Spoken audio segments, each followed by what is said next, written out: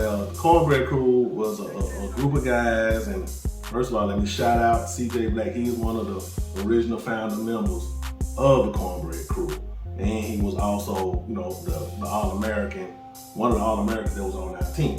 You know what I mean? So, but I want to say I could be a little off. Somebody correct me in the comments. I want to say it might have started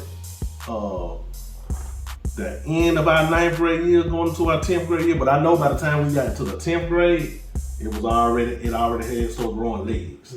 Remember back in the days when we was in 10th grade, everybody cut their flat top and switched to ball fades. Then again, it was those. But I want to say it was about around the 9th grade year too, because CJ played all 4 years, played all 4 years at Brain. And so by him being the centerpiece from the first of all, the biggest dude in school, and being one of the founding members of that crew, it already had its own popularity that came with it. And then all the characters and peers that was that formed it, you know what I mean, from Snotty and Fly, you know what I mean, to Thomas, to Kenya, to Rodney, man. R.I.P. Kenya.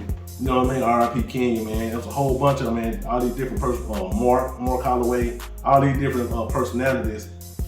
The concept was they called themselves Cornbread Crew because all these different ingredients, you put it in the batch in the batter together, and you whip it up, and then you come out with a nice loaf of cornbread. You know what I mean? Okay. So I ain't know that. Yeah, that was it. And so even though everybody had their own personality and everything, you break them all together, you got something real good, you know what I mean, that you put out on the table and everybody can break bread with one another. For sure. You know what I mean? So, okay, speak on some of the things the Cornbread Crew did. Okay, so like I said, they was a group of characters, man. So the essence of it all was music and having fun. Cause all of them, for the most part, all of them could rap at something, you know what I mean, freestyle or whatnot. Everybody thought that, you know, it's hip hop, you know what I mean? It's part of the culture. So we all into music and everybody trying to rap, you know what I mean? And like right before school would start every day, right down there at the gym, you know, everybody be down there waiting for the bell to ring so we can go to class.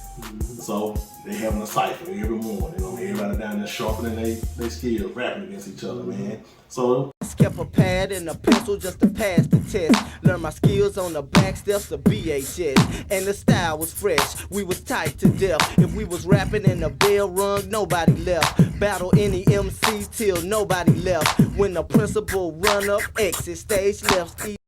they were just having fun, man. Yeah, for y'all that don't know, man, CJ was really like Shaq, man. He was in nice. all kind of ways, man. He was big on the court, yeah. And he had a personality, outgoing personality. Yeah. He used to rap just like Shaq. Yeah. You know what I'm saying? He was just a cool guy to be around, man. Right, he could rap too. Yeah, you know what I'm I saying? heard him get down a few times. Yeah.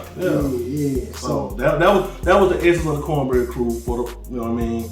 And then we just kept getting bigger and bigger from the 10th grade to the 11th grade to the 11th grade to the 12th grade. So by the time we got to the 12th grade, you know, a lot of people in the school, you know what I'm saying, was digging their style and digging everything they brought. Even the teachers and the coaches, man. They embraced it, you know what I mean? Because they was positive and they was having fun and they just brought that good energy to everything that they was a part of. All right. So talk about the effect that they had at the basketball games. The exact same thing, man. These guys were to work all week, then we take our change. Hit the mall and get fresh for the Brain and Howard game. Looking sharp, dressed alike. Hit the party Friday.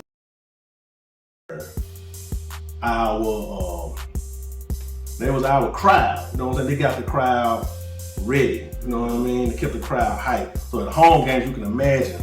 You know what I mean? How we had a great home court advantage. You know what I mean? Because the crowd was behind us, and they was the energy behind it. But then even on the road, you know what I mean? We go to these hostile environments like Macaulay and Bailey, these places like that. And them people, they got their Student sections. They do the same stuff. Yeah. So they would ride with those guys, and they would give us still, you know, even though we was on the road, we still felt like we was at home. You know what I mean? Because we had somebody cheering for us for real and real strong. You know what I mean? Right. They travel well. Yeah, man. Cornbread Crew, man. They most definitely was a vital part of the energy that went into that basketball team, man. For sure. It was a few dry spells and dry games in there that we had. The Tuesday night games, ain't nobody really got it. Even some of the superstars, they just going through the motions. it was the Cornbread Crew that kept everybody going and, you know what I'm saying, giving us that extra boost, you know what I mean, to pull them victories out, you know what I mean? Alright. So we just wanted to shine light on the Cornbread Crew because in reality, they was a part of the squad too, man. Yes, sir. You know what I'm saying? Alright, but they was the 12th man. Yeah. So let's talk about the beginning of the season, okay? Like I said, we ready to make that state title run. We had to start out our first 4 games on the road, man. That's crazy. So we had to come out as road warriors. Yeah.